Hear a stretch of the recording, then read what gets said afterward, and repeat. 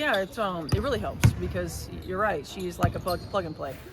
You can utilize her with lots of different matchups on the floor, lots of different. Because she has been in the system, she does understand what we want out of the system. And the last time she was here, I think Caitlin was out as well. So, for us, having that familiarity is really good.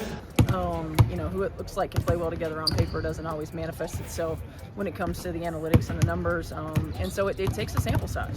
What if I told you that Caitlin Clark's recovery is more serious than we've been led to believe?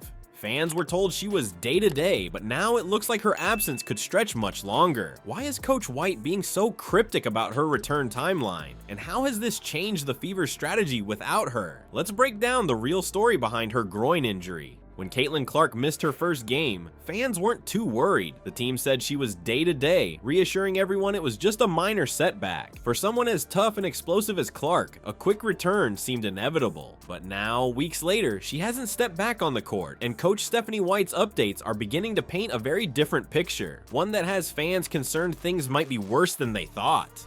Particularly defensively. I mean, she's a veteran, she's been around, she understands player tendencies, and she's also always ready to roll, and for KK, I think it's an opportunity for her to get some minutes as well and get out and get some experience.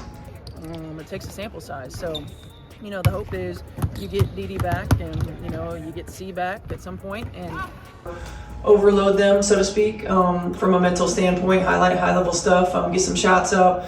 It's more so about what we're doing outside of game right now, and we got to save their bodies. Coach White's tone has shifted. Instead of focusing on a speedy return, her recent comments emphasize Clark's long-term health and how they're making decisions carefully for her future. She even said, feeling good and making progress are two different things, and that one line speaks volumes. It suggests Clark might be showing improvement, but she's nowhere near ready for the intensity of game action.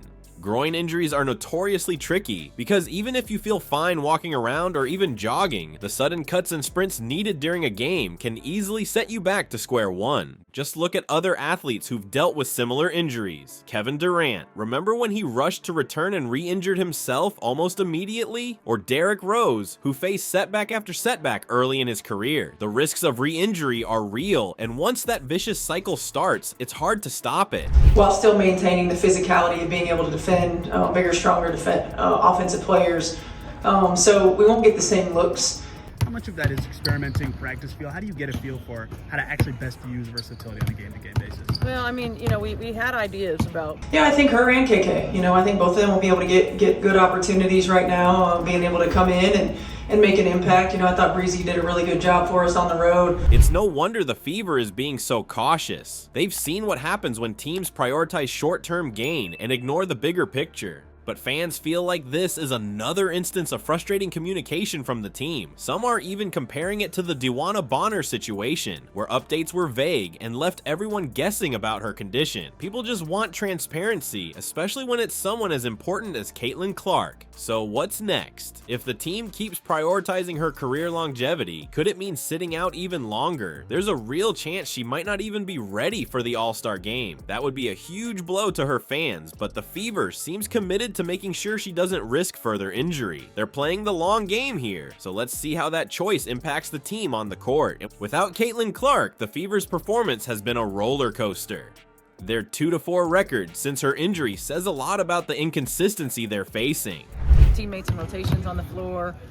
She's improved in her ability to get to the rim. Really, I think anytime you lose a player like Caitlin that's going to be out of the lineup, you definitely have to adjust things. Fortunately for us, the timing of having Ari back helps with that. Yeah, it really helps because you're right. She's like a plug and play. You can utilize her with lots of different matchups on the floor, lots of different. Yesterday being off physically and having more of a mental day, and coming in today and making sure that we just, highlight the high-level stuff, not over. One night, the team pulls off a statement win, like their big Commissioner's Cup victory over the Lynx, where Natasha Howard practically carried the team with 16 points and 12 rebounds to earn MVP honors. But then there are nights like their recent 85-75 loss to the Sparks, where they blew an 8-point lead in the fourth quarter. That inconsistency is starting to feel like the story of their season. Now, players like Howard, Aaliyah Boston, and Kelsey Mitchell have really been stepping up their games.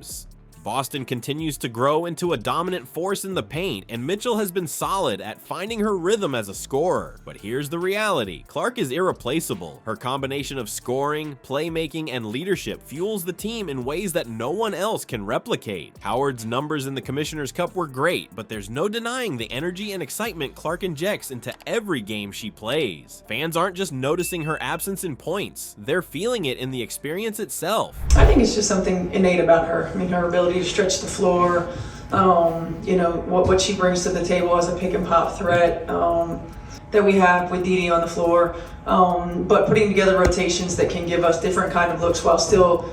She's a great off-ball cutter, so she's not just a traditional 3-and-D. Because she has been in the system, she does understand what we want out of the system. And the last time she was here, I think Caitlin was out as well. So, you know, for us, having that familiarity is really good. Without her, the team's style of play has shifted dramatically. They're relying less on individual heroics and more on collective efforts, which has its upsides but also exposes new challenges. It's harder for the Fever to rely on the late game fireworks Clark is so good at delivering. Instead, they're trying to win by committee, and while that worked against the Lynx, it's a delicate balance that doesn't always hold up against tougher opponents. And speaking of tougher opponents, the Las Vegas Aces are up next. That's about as big of a test as you can get. Even with some bright spots in their recent play, this matchup could expose just how much Clark's absence has thrown off their ability to stay competitive. But you know, her versatility, especially defensively, allows us to utilize her in a lot of ways. Well, you know, I think in game it's not going to be as much about managing minutes as positioning us to win the ball game. You know, if we're in a position where we can do that, then we will. I think more so. And conversations about it in the off season, but you don't truly get a feel until you get a feel for who can play together, who can play well together. The question now isn't just when she'll return, but how long the Fever can keep treading water without her. Whether or not she's there for the All-Star game could have ripple effects for the rest of their season. There's no doubt the team is battling, but it's clear they're missing their centerpiece. Caitlin Clark's injury isn't just about missed games. You know, who it looks like can play well together on paper doesn't always manifest itself when it comes to the analytics and the numbers, and so it takes a sample size. Keeping the floor spaced for AB is going to be important. You anticipate BT getting a lot of that time in the short term? And you finally have a roster, right, that gives you an opportunity to do that in a larger sample size. I mean, we've had... It's forcing the Fever to rethink their entire strategy. Coach Stephanie White made it clear, this isn't about rushing her back. It's about making sure she's 100% ready to go. That approach might protect Clark's career long term, but it also comes at a cost. Without Clark, the team struggles to stay consistent, and fans are left wondering how much longer they can hold on. So here's the question. Should Clark aim for a quick return to make the All-Star game, or is the team's cautious approach the smarter play for her future?